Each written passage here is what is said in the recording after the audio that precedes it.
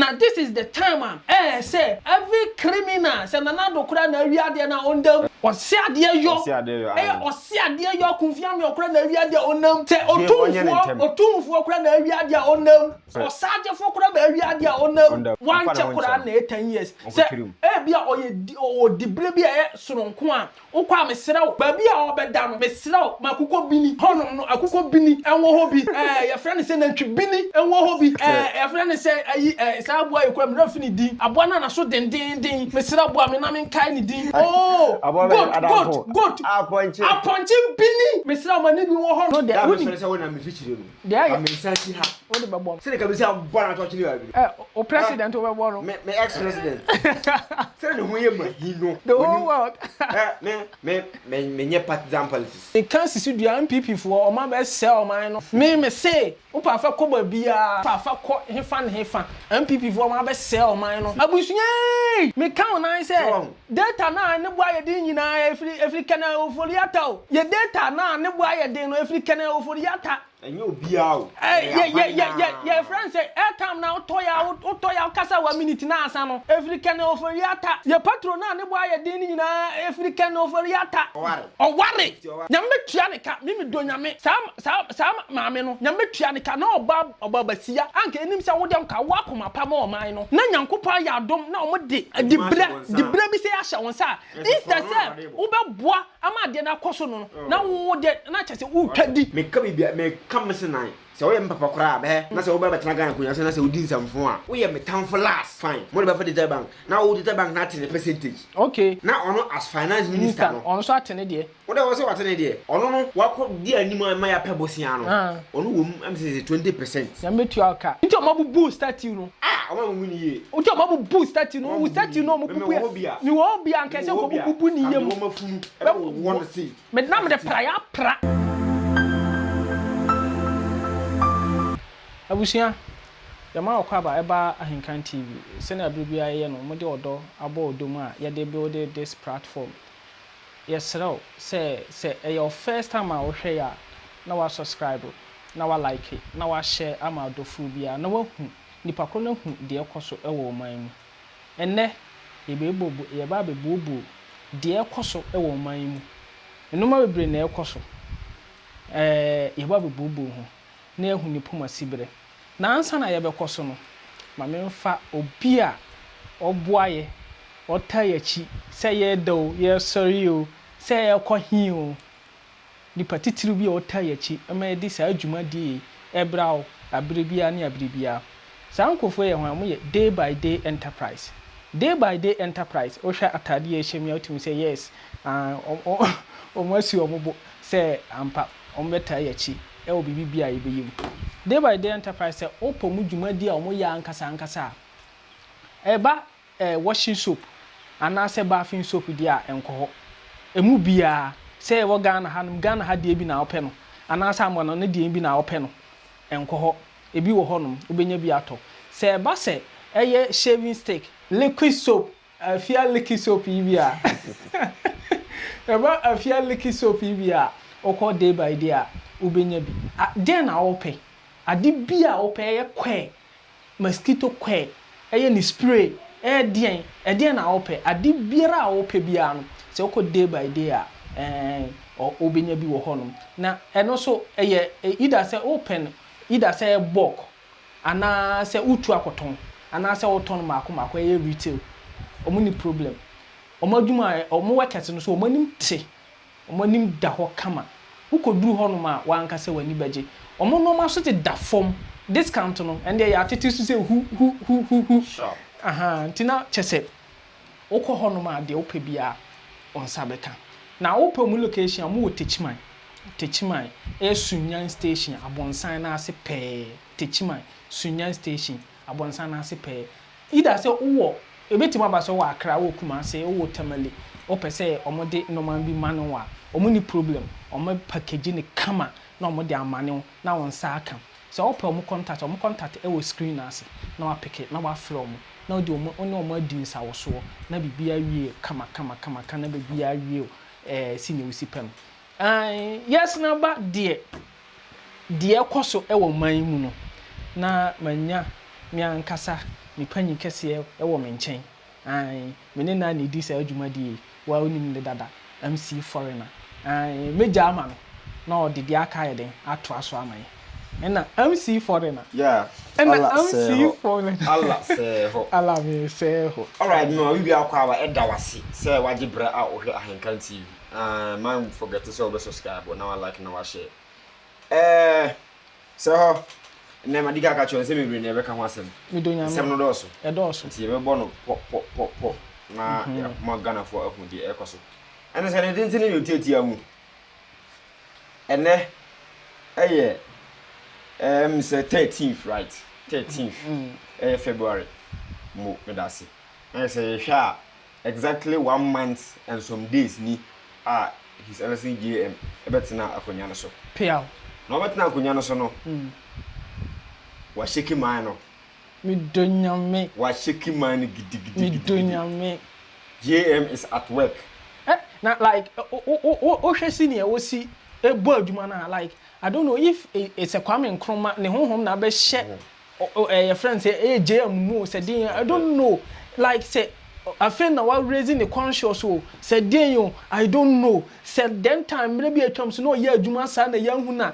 nyankopon say kwotena nchen kakra na hwe de ekọ na o man hunu say ampa sa ye wotimodinfo bi wo ho no obetima be kire asimode na ehu senior ni su ni pasiti ni su ni su ban city I say make JM ebo adwuma wallahi JM ebo adwuma wallahi obetina akonya no so no in fact ori nhyehyɛ bi agu akwan mu a kyese niema ekototin or make promises be brave and all by and so no or deliver only but oguso or deliver unim say yanka say neighbor nation Nigeria omo person ka JM ba hono na omo de omo president me ka ya Jimmy Tinubu de hia no ha da bi da ka ya godam da Tinubu de hia no hansa onya wotre on di Nigeria so na ya fa JM sa ya fa JM sa go de oye mai no ya ni aso wallahi oba enche 1 month ni but she de agu akwan mu no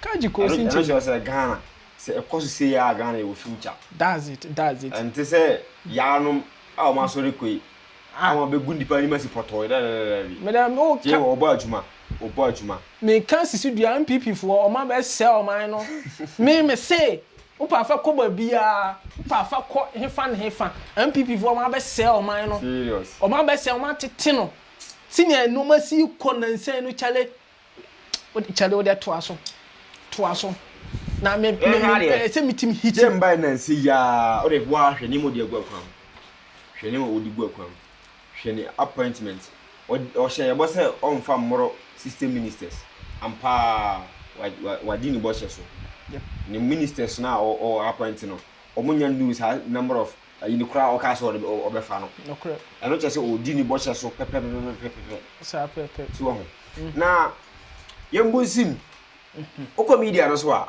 ade a agentre ha pa the oral team operation recover all route omo na agentre ha pa within this 1 month we omo JM obi a heli no correct a say ba bia katasheshe ne pre wo bia so mo bowuram omo dig that kofon out na the manager pade a obi a wi akose ba bia yeje that's it and I was so surprised how JM see discover normally underground we see discover say this how it is not just I don't know sa JM media this one announce here adwuma o just see the watch announce waja announce please you announce because see the internet ampo me say omo pa omo fa nko bia say me see JM oni announce ene ye adwuma e di enti America sa like kwan wo fa so wo penetrate your friends system no wo soku sa criminals wo soku am out no you cannot believe it ade chia otimi say like on for ade bia wo adwen ko ho ma wu say aye de na boom na afede we popping out na afede am na this is the time say every criminal say nanado kura na wiade na ondam eso mo chi no yes nanado kura na wiade a ondam entira me say constitutional review no. Say otumfo kura na awia dia onam. Simple. So otumfo kura na awia dia onam. Sajefo kura na awia dia onam. Osajefo kura na awia dia onam. Si ade yo. Osi ade yo kunfia me kura na awia dia onam. Emfa ho ni babi odi bidai adu. So wa awia dia e wo man yie. O man wa japade kwa dia. E so dem mra no eni udi. E so dem. So mra ni udi. Yes, then na JDM. Me de na so. Piao. Yes, ra wo say baby biara e friend say katashin shene proye aduru baby obi biara wo nim normal ekoso nema e underground criminal ekoso obi biara onim ho asem bia mesraw me de odoma ntoma di power che say maninam simple maninam e man e fa ho chakura na 10 years one chakura na 10 years say e bia o dibre bia e soronko a ukwa mesraw baby a obeda no mesraw makukọ bini hono no akukọ bini enwo ho bi your friend say nantwi bini enwo ho bi your friend say ayi sa aboa ekwa me no fini din aboa na so den mesraw aboa me na me kai ni din oh good aponche bini mesraw mani bi wo hono mani mesraw ukwa mo fa Ghana fo your friends all the priests in Ghana abosomfo mo Ghana ha nyina asofo madamfo mo nyina mo mpaye so da so onso da ebo ne obo so da ye bia na bonsem atwa agu so aho kire no panyini bia wa wiade bia ba bia obko akoda no ye hu se ba bia oda no ho kire no pa acha onna bunsanjam obese na oda ba social media me pa acha mi wiade bo mu mi wiade bie mu na afei anokra no Ghana yan vote eno kura no yen vote say say yeyi omo ba bonten a ana say me yi omo yen ja omo mundam yen vote na me minim say ye vote a ye bese na vote omo masara ko dam ene de because masa e wo say Ghana ye mo serious e say mo ye mo leader ho hwe skapa according to oral team no say omo ka say omo gia omo meje no kure billions of dollars and as oral team ka say omo gia ultimi gia o magic no correct aska we na yetimi ko bobo sian bia $2 million $3 million na billions of dollars e she man for to I manager body o mo wi me dwene ho amenti ase na me dwene ho amenti ase I don't think far o dwene ho awonti ase dey na go bu mai na ska kese we e she man for to Ghana haya manager body na man for wi e she Ghana haya na ye che wo e hwom look at all this na me your friend said den hu ye ma hikura na esa national service we no ayi oware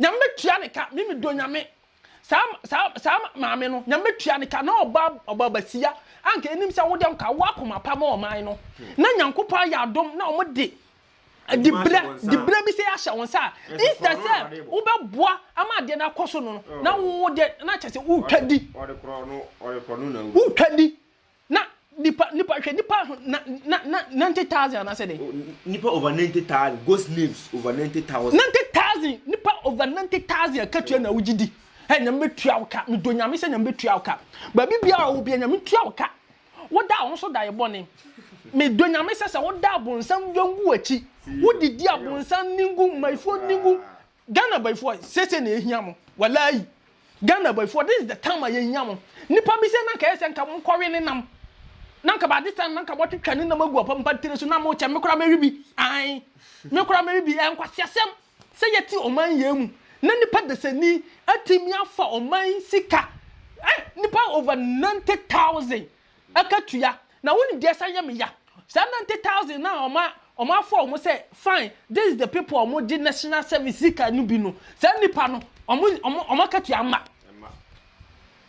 me say omo katua ma se upe eye witness a ye de bi ba studio hanom na nipa koro na nkasa be ka kire omo wo hu de ekọ omo katua ma na baba ko he na wo sa na ote na metua ka omo discount ko investment na dem pa ntimi je discount they say akatua na bana yo say nko omo distribute na obi anya ne de no ma discount omo da ko investment 3 months na amateur na feel ko yi na feel wa tua mo ka once well your chaka once once na plus no was na je plus 90 names na 90,000 names na ghost names me say 90 names 90,000 ha it even say omo dig pa na gofa omo di san kwase asem omo sa kasem na sis bia omo yi obi apie your friend say nipa over 90,000 oji o makatuya national service o makatuya yes wo de yan fan for 4 million 400 Ghana cedis. Yan fan say 6 million. Yan say 4 million because 4 million 599 so something. Wo de yan fan 4 million 400 times 90,000. 90,000. How that day? This is money. 36 million Ghana cedis. Not just every month. Every month biano ni pada sani oba o akoma panka edwen senka o de obedwen o man no every month biano oje 36 million Ghana cedis anu kwa below na ya calculate no oje 36 million Ghana cedis hey nyambe tua ni paka sa oba we nyambe tua ni ka kwanya bonsama be di akira na de be kasua bonsama chiri ba sa oba no ebonsam akiri ba intimate man we na we yeboni si ha yeboni si na metwa ne ka ban se san ba na yese sore a wo se mai wo se men sore mai men sore aban position aban adwuma men sore how dare you abowa ye de lewe ma fa times kafra how dare you when ka say abowa men sore ha o sore asem de asem no kokot fa kokot dabi asem ye kura nke ni kwan se bokro no sei asem ekwan ke eni kwan se nka ya twentwen so kwan ka ba this time ka wakodam ansa ya kokota kodi wasem o se Ghana no woni mebi me nka me ma adwen ko ade a anka yanka creative scan no na e multiply by the years no wona nka one see the BI one day what the fan say one see the BI one day onamu no aha one see the BI that's like a life imprisonment too me do nyame na sasa na say no because hey 1 month cabinet man dem be 100 years me do nyame wona nka one see the BI one day one see the BI one day na nka yanka 4 years kura yan fan tum 4 years dabi just say 1 year 1 month cabinet man edam 100 years that's a work 4 years bebe odam that's 3 years of years odam ama ne sama akura bedam odam ama ne sama bedam ndi ka nipa bi sei no na nka ye calculate wodam a wuwu a na de oba aba be sia nan se nka ye kunwa ka bedi akunwa ka bedi aha na de oba be sia nan onso wu a na se na onso de ba be sia nan na tete ye na ajapade ye no akunwa asi ho no mama na nka tete mu di ade na generation nyina na nka mu di ade no ko because se ska na da ho no kombe na ni fi obi ho odi hia o me donyame o diska na odi go mu ne botom oba time if na see sadewi oba be see how unconscious we are as a Ghanaians. How unconscious we are as a Ghanaians. This is how we are now. They are quite na to. They na auto. They na open. If you say na se nipa kan, ya na we ka se nipa na no ya ba nya nipa no ya. Share unemployment. I Ghana. Look at this. The rate of unemployment. Look at this. Now nipa ba ku tumi tasi fasa ska we. I can't believe. Anka ban e be fa adwuma for no this ska atua bilum ka.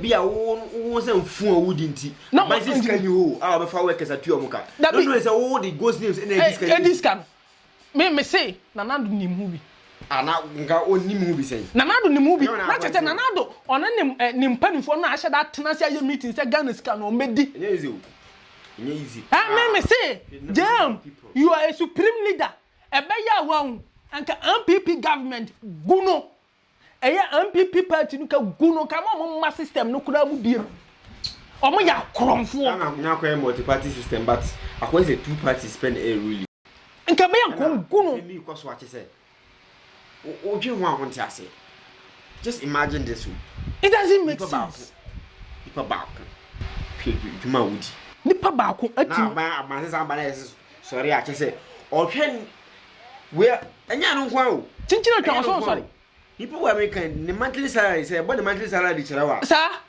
boy say nipo oji over 50,000 a month Monthly salary over 50,000 Ghana cedis a month. $500 million. Hey, and this is month too. Says can allowances. You get your allowances. One allowance, rent allowance, fencing, car then allowance, fuel allowance, or Sanjibi. Not Ghana for not Ghana for a whole tree. Not Ghana for a whole tree. Oh, me can't damn tell what I be intimate to your life be about intimate to ya. I quite remember those days, sir. 1 year ago, yeah, 1 year ago, yeah. Me rent buy me tell I'm doing me. It's a trade compound. It's a trade compound. Nanado pencil, me rent so na me ntimi ntua. Tio, me rent so a omo timi twa me ba fia na me dwandwane. Na me pass corner. Me on mam timi. Kwa me fa so be wura dam there and surprise. What you say? Busim. Me busim. Me fa be wura bia be wura. Me rent so almost 6 months. Na me ntua rent. Utra Ghana hey, na me diga dey with that. Na wo di over. Enya metua ni paka. No you how you want to say. A bullshit. Serious. A bullshit. Sisi a me no ka say. Obura YouTube. Okay. Facebook. Okay. TikTok. Okay. X. Can Twitter. Can overwrite a trend.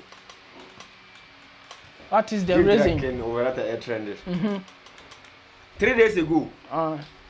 And fencing. The national prosecutor. Okay. National prosecutor. Okay. Prosecutor. Prosecutor. And the Bible to say. A bit declare say. Can overwrite a wanted. But ubi a obi who say we see where you are mpaso mo fana. E di entia koso ni nyina say neon bi koso e wo the previous government and time no finance minister no. On financial minister na che say on the sikasem so o hwe sikasem so say sika ye kose aha to aso JDM bae no. Mo hwe ba hu say na kata hyehye ne proye e hye akire. Okay. Korono bi wo akire. The national prosecutor and friends or no me answer questions. Okay. See, fast forward. You have video name ra. The bar. Ladies and gentlemen of the media, a few minutes ago, I signed a directive declaring a high-profile person a fugitive from justice.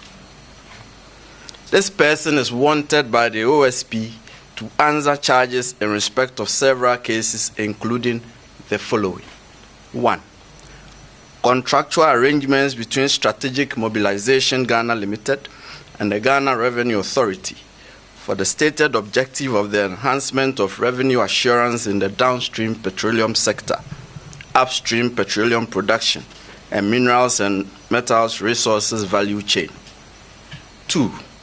Termination of a distribution, loss reduction, and associated network improvement project contract between the Electricity Company of Ghana Limited and Beijing Zhaochen Technology BXC. 3. Procurement of contractors and materials and activities and payments in respect of the National Cathedral project. 4. Activities and payments in respect of a contract awarded by the Ministry of Health, initially commenced by the Ministry for Special Development Initiatives to Service Ghana Auto Group Limited for purchases and after-sales service and maintenance of 307 Mercedes-Benz Sprinter 305 CDI ambulances for the National Ambulance Service. And 5. Payments out of and utilization of the tax refund account of Ghana Revenue Authority. Ladies and gentlemen of the media, the fugitive's name is Kenneth Nanaya Ofori. Hey. Yes, Mama has said, Seven Ghana for minimum. Wow. Hey, Ghana for minimum. Walai. Nanado. You do see a cunyaso. Can I go far? Can of that I will fast here, a finance minister. On me disca. And I'm come watching boom and I'm kulu. On me disca. Yes, second of that, Yano, one more. Ina di 1 fee. On him, the oye.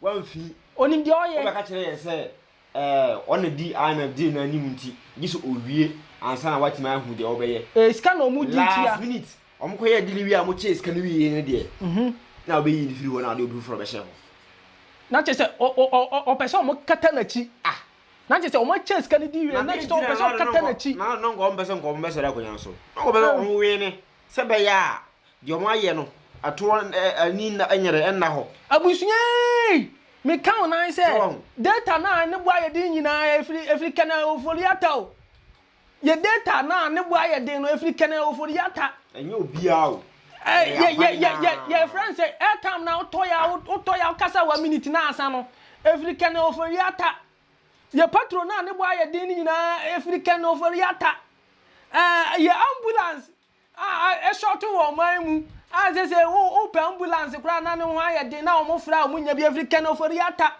masa ye viale like viale light no ma tutum na chese ye light no ma tutum ya koto kakra bia na asa no every kind of Ofori Attah o ma wiye buruburo o ma wiye buruburo o ma twie di condemn ena ye to na ye hwe o mo saa mi do nyame so dem wallahi ha na wo ken Ofori Attah ana mo fi se Ghana for ajimo ha me say Japan special prosecutor or the details aba niema o pese wo ba na wo be answer questions no according to Kisa Japan no why invite no so nko mra me answer questions peaceful o man invitation Ofori Attah ka se oni Ghana na chese okosa na ho yare na ne ti na dwen ne ya o ti Ghana ha o se wo fira kwanso o ti Ghana ha o ho den ha Jem better so mo sha se o me operation all loot no mo sha se popo ho sha se abo ya me boa wakopɛ ho ate o de ba bia o te no te hwa mesi JM te hwa JM se o pese nyame hiraw JM se o pese nyame hiraw nyankopɔn Christianity God Christianity God bia o che no o hiraw o pese Allah o hiraw o pese yana nanom yana nama bosomfo onso hiraw na wo tena nyini cha meseraw kani Ofori Attah chinitum wallahi chinitum na babi a obeda no make sure say nkonso wo ho konso e na de anu bi oda ne ho na twi no oda ne ho kwa na twi no what you say make sure say that's it na nyankopon tua kani Ofori Attah oni amontimi nne dia ya owiase pa ne se obenne sebi mpradua sana ne ntimi ma na se wote nka se wo pese wo ne sebi o na wote nka se wo pese wo ne na wo ntimi ne ya odwonso a sebi mane ma dia tie ne ya pa owiase se wo pese odwonso na odwonso no fili se odwonso na odwonso ma na mintua ne ka mo odwonso a ma ai o hon man wonya ti se obefi sebi nso mafia no ma obe nso ma da na min tua oka me say o sole a wonya che wa boro I say like wo hu ade tere na nanom samanfo nyi omu adi nkire no o hon man no hu ni ma me saman o hon man hu ni nana saman o hon man hu kwa me nkoroma saman na kwa me nkoroma edi ni so afofie na min tua oka ai ade a waye kani Ofori Attah de na odi aye Ghana man de nyambe tua uka me da so le kura me mpa ebo a me bo nyina nyambe tua uka me gu nsan afra na nanom se omu tua uka sade movement we aje aye no me bona baso pa wallahi nyambe hira no so far Ghana aban bi eni ho wa ba wa sade wi wallahi nyambe hira no initiative we e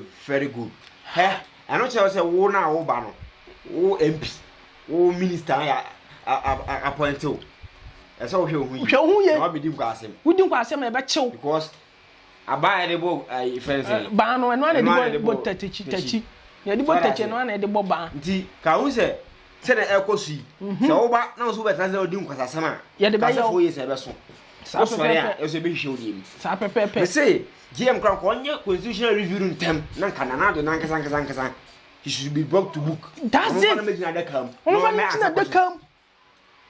na me say but na gonya so akakabensem akasesem chese ye ka hwe wontie odi ile bia be wi sika omuntu aba ma wase a muntu ma me fa ho be wonim sika wanya wabe odi levy onu ni generation ni nyina meje di say na nyankopon ya omo like omo wiwe sika omo firi bonsam asefo papa ba yo minim na nado me ye adi papa bia wo musfo ba wo me ye adi papa bia na den ka bensa papa legacy ni kakara minim no sa papa no na nado bi Ghana so wanye adi papa bia ba history e wo ho ye beto ye bete da bi me mo se me ma wu akwa ba bo woni se ma wu akwa ba na je se ne na obi minim da wu akwa ba dan tam na nado ne papa ebedi ade no na me wo ho chira ma ne si ye me na me gina ni abibia me gina ni nche na me man fans no me ante obi a na o hwa na o gina nche o man fans na me o ene wa ampa o se o na me bua no mo wie sika ni nyina dan tam say sa bela na me bua no ma wie sika no na onim say hu say me na ma hye da na mpese me te ne to because na mpese me hu ba bia o ye ne no ma ni nyina o bua no se bia ba ka san ko de o pe ma asem na me de pipa na ba abonti na okum me me ko na kum me omia me ko ndi sa no se me ni obi di agwa na ni sa ba me ko se na me yem hihye o ka se e be sansi e be si bio o we de ka fra woni se na do papa na o ka se ga adodi mi donyame so ji ada kam ese ese na nado nai ka hwe awuntie condemn tuma mo sa pepe ese na nado tuma anyai na nado papa 8 years ago mo so me ene de mo tuma mo jai oh okay fine mi donyame ese wa you wo mira wi ya na sune ka se goduru ono de woni se wona me fichire no de ya me santi ha o de bebo no se de ka be se abona to chini wa bi no o president o bebo no me ex president se ne ho ye ma hino the whole world me nye partisan politics de bia me kasa so me MPP me na this ni you are for the right person obana obo adwuma me woni asem ba se obana odi nkwasasem bo atiko me ka bibia me kam se nan se wo ye mpapa kora ba na se obana betena Ghana kunya se na se odi nsamfo a bo atiko wo ye me town for last se sabrosam kura nyina ye me na me ka kire wo me na me ka kire na ya ka bonsam wa na ye hwan nipa de se ni a odi ehwa ma odi nkwasiasem ona bonsam me hye wonsa na obedi nsamfo wunim de ya ne se na nado penso na Ghana for bompaye pa no ni tambia na Ghana for gina friends ya so dem no mo bompaye not knowing say ya bonsam wo ye nche instead say be china bo bona kunu no na he social prosecutor ya invite sebra o se mini ha o pe bibia me lawyers no ebere ba this kana lawyer ni gina man fi kura o lawyers ndim kwan fa so this ka onim kwan fa so wi ska no ya fa ngo gina adaka court onim de ya ba ni mbisa national cathedral ska no one na be kan abrantie na we mu de ye den o se me lawyer Messi national cathedral ska na lawyer ko gi ska no ba kwa mo fa so mu dis ska no kura na emu ma me chiro ade ba kwa ko di wi ska pa o se na yo bank we say first data bank yeah can for that data bank we had you Bank of Ghana ho na mo say ye de fa ho Bank of Ghana ho Ghana na bank pay mu ye de o mu debit ska be fa no ma na ye my ska bia say trillions of dollars abetima fa ma na ye nko ara mba ya mo so mo fa mo de be fa data bank wo bank fine mo de be fa data bank now wo data bank na 10% okay na ono as finance minister no ono so atene de wo de wo so atene de ono no wako di animu ma ya pebosia no ono wo am say 20% ya metu aka se wo di animu akwaje bosia de ba keke no ono wo 20% ya metu aka se trillions e ba ya ono wo 20% automatically ya ne dia na ne bank na atene ne taxes sai ska wo de ye de nti ma hwe ska bosia ma bo for the past 8 years bosia ma bo na hwe 20% eno nka na katua ho na bosia katua ho ni allowances ho ye chenyini wardrobe ma no ye fuare ne cash free on to aduane on to ntare ba bia order enyo ne tua ho ka state na metua ni ka odam me bi ma bi na metua ka nkwa every year bi san lan cruiser ma no chese everything convoy security omo ni fie bibia ya omo ni sika Let's say, me mammy be tiba be the obedia da credit Gary Crop so quid declared that ending a Bogana Corusi. Adding. Massa, I am made out. Yet, ya. I may say it's a recarnation, a rare pan. Southway so now someone's a recarnating pencil to be a wedding. Name pencil and Quana can't send. Say, Gabani, you have a show. Aye, I don't know you're making the unpopular. Quasia some cracker. Oh, God, another pencil, Kuana. What the popularity airplane? Maunuma and Tongue. Into a mobile boost statue. I want to win. Into a mobile boost statue. We statue no more. You won't be Uncle Bubuni. Want to see. But now the prayer pra. Go ahead. Tell mobile boost statue no. Yeah.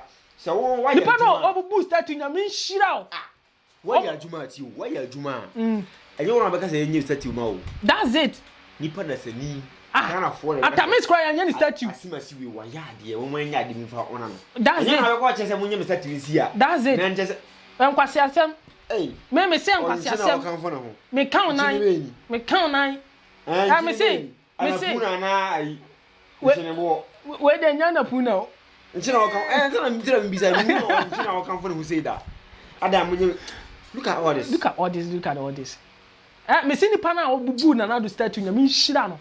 Me say, I mean, Shirano. What the entire what declare can offer wanted about one thing. Or the near Manti Ohian or Eddie Kamba. No, the resistance here what declare wanted. Go declare wanted. I invited Sabra. But wouldn't say, when him say, can Oforiata become be said, your friend say, or Mama, police for call, if you call, she shall honest and be bisa. Or small be as uncle. The Oma call, so much or more, yeah, Mara or somebody will pass your phone. Or Yanson will be as uncle fee. Or issue statement keke. Or gas will be uncle fee. Not Brabe, you are not. Brabe, you are not also. Oh, for the attack, but you are not. Fine, well, it's now. But you are not. Chevy, I can't. Review to us. Dear, special Quasipita, I can find who say, when Tina will declare wanted. When you can invite to one show date, that's it. It will declare wanted on your one. And I will to me or Saturday will declare wanted. That's it. It was why invite to, but also, ma. See, every video. Mr. Oforiata is 66 years old.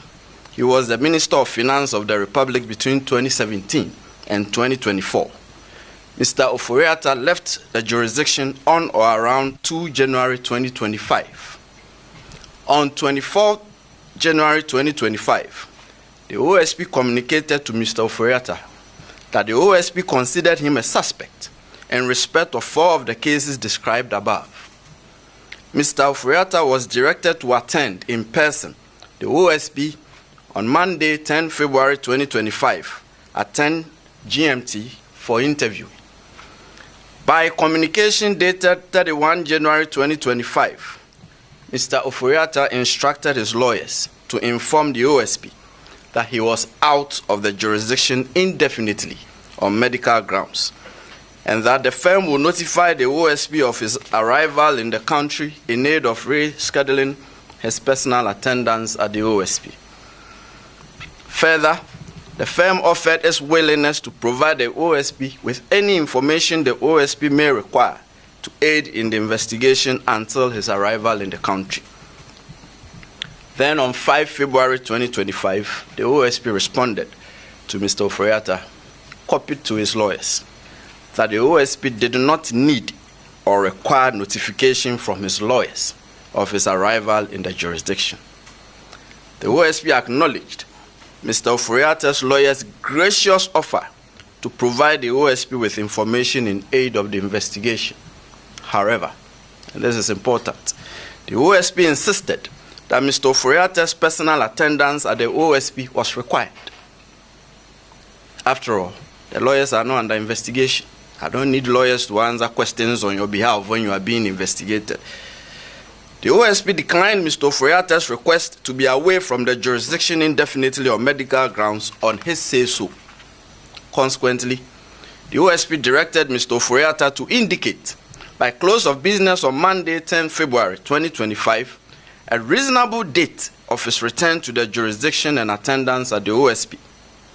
The OSP warned Mr. Ofori Attah that if he failed so to do, the OSP would take all necessary legal steps to secure his return to the jurisdiction and attendance at the OSP at our own choosing. Subsequently, by a communication dated 10 February 2025, that is just Monday, Mr. Ofori Attah's lawyers transmitted to the OSP a generic letter procured by Mr. Ofori Attah purporting to be from a doctor in a foreign jurisdiction, stating that Mr. Ofori Attah had been seen and evaluated and that he was undergoing further testing and management and possible surgical intervention at an indicated future time. And further, that his medical condition necessitates that he will stay and follow up on his appointments. On account of this purported medical letter, Mr. Ofori Attah's lawyers prayed that the attendance in person of Mr. Ofori Attah at the OSP should be fixed, taking into account the medical report from his doctors. And at 4:16 p.m. the very next day, that is yesterday, Tuesday, 11th. This is unbelievable.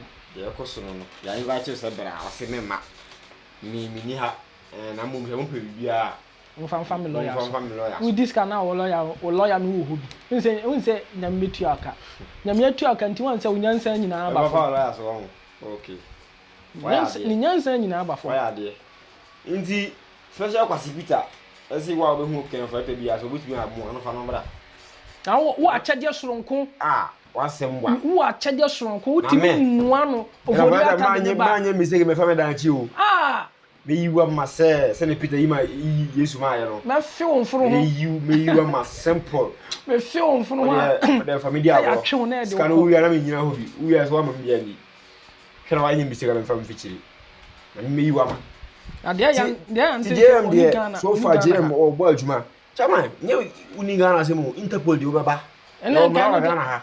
En komo fa ne mra ne so na omo issue statement say ba bia obi be you aba. Sa? Na oga rema she. Mara Ghana how? Mra nti mra ne adwuma pa. Ode ndiwa. Da. Na o say o ba say e so mu sei. Ono be say sa na mra wa. Ba say mra ne adwuma nti. Yeah. Interpol ne baba chairman. Ode omo nya no ho adaje, omo nya no ho tan say ye chinchana twa. Ode mo ma say data obode man no date so na say wo se wo ma. Na so mo ka so mo take action na. Ono go say ai. Tunu ha. Say government issue statement. Say ada heaven na je. O sambutum kro be you aba. Wow. Obeba. Na yesere nya na ne nyankopon say on prim jema akoma na omo mu nyina nam. Eno de ndam nu de. Omo mu nyina nam na omo fa nye nsua hunu. O madam. Chemba de so far obo adwuma pa manyaji. Wow. Hwe na anu school akola yi. And okobo na basu. Okobo na basu wo cross nsu. We ni hia. Ye efe. We ni hia. Sa kwara na we no ko viral na ohu ye na instant ko na yakosusu ba bia chese ye na ye bridge no. Abo! Anya fe na me be ye na anya anye. Gidi. Omo be ye. I'm feeling good. Instant. Omo be ye flo kra anya fe na china bio. Na osan ko fro ya na nyame ampata na opatre na omuto nso nu a na afi de asemaba na de asemaba na ya da cha ahemfu bi ya da chi ministers bi do ba be da chi that's it e bi na obe ni batitiri bi abehe Ghana yi Ghana si ba bi e bi akwa obe ye second JDM mo be save o man ya maye na ye kwa kolusu no ye nyina Ghana by for kan me ka Ghana by for ya mpanifo na omu wie Ghana kan Angahwan. Ghana by for there. By for you on pair. By for now on pair the panel Ghana from for now more sell one high. Because major this say. Jam by them sure say what na fi asuya nyema bi. Nti oba no odi be wura mamu na amagana ere. Afa nti papa san de. Afia. Na ba bia. Yarum de yakoto ere de. Na enye ra. Jam, mesra hwehwe mi mo nua ba bi wo ne ho afepa na mfa no mo. Hey. When you bro, Oba je mi re ba wo. I obeti mo wale second wife. Me ni je mi re no be kasa. Me de mi ni oba chani awo ye nkuja yere. Aha, me de mi ni oba. Ne wo go. Jam, hwe. Me ni oba wo fe na wo kan ko wo bi se. Na me ni oba. Ne one first time bia bi. That is what is going on so far. Within 1 month, I just met now. So there will be a cost for a fee. Say a good initiative, and I buy new say you will be discussing and okay. It's you. Ghana 1 gram of where you go. Asamba. I didn't tell Mammy Kaza. And nay, say, see, I say, I had you now, Mokono. Oman Panini, JM, the JM, the second Kwame Nkrumah, yeah, so from 75,000 Ghana cedis to 62,000 Ghana cedis. What is over 13,000 Ghana cedis? Come on, now me say in there. Now, I'm your corner. I see me tia, Jim Wayade, why I say, Metia, essential food in the sense. Ya no mba no na de onu zo mba de nyan cross 50,000 na cross 50,000 kura and I was saying 75,000 na me meja de say de ntia wantimi ansana ntia nko down pay dollars no mo ya no ma na increase no mo na increase see dollar I no can be tell me near je wantimi ama na nko form pa na kanya sa de nko betimi awo na nko form because hey but for all the same why are they within 1 month what my yes animal we na I don't just akwaro ma pa bi within 1 month and some few days ha Jam, Mr. Jam, Mr. Mammy, come as a mianza, Mr. You are nearby, you are the one of your party, Mr. Anna, what banana did not show. Menjo Shay, Menjo Shay, oh, near the Batiasia, near the Batiasia, when we say Ghana for your don entire day, Obama no chambers, oh, I'm good, oh, I'm feeling you, I love you. And see, the Ocosono said, we are first among the head, my dear, but when I saw subscribe on your notification bell also. Na share my young could be. Jawa Jincher, I will comment section as make good use of the comment section. So what I say, Bell Magacho, oh, subscribe and all bell. So, some ya, can be a new video between the hours. Yes, also, no make how say day by day enterprise, day by day enterprise. And I say day by day soup, or I say day by day enterprise. On your book at Union Station. We won't first Union Station car. Abosana is governance as a pay and a day by day enterprise. All kinds of washing powders and all kinds of bathing soap, washing soap, baby diapers, say a shaving stick, say air fresher, just say again detergent, the paper foam after wash. Nini nabi day by day enterprise got you covered.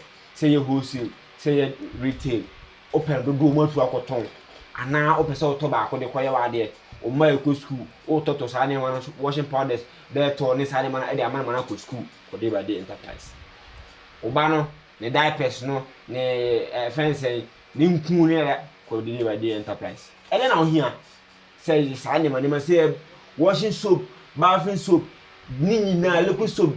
I will do be up for day by day enterprise. Almost in station. One man and go screen as a fan or former with my rich home. But there will be a gonna have any problem. From one. We say, we have a pay, and they say, one watch, what's this kind of money? Say, Chrome, or send it near Mano. Send a pep, or into so crab, and I come home. And then I was in the form cry, lowest, or the more the cheapest, or the more to 4 ball. So turn back or so turn baby, or the more to 4 ball. That's it. Give by the enterprise that you covered. Me know I didn't crack. So we can. And I point and I'm a agent. And then you know I didn't crack. Medical got you there by the enterprise there. It's one as well. They are so. Bye bye. That's a neighbor. Now me come last word say you do be as a share.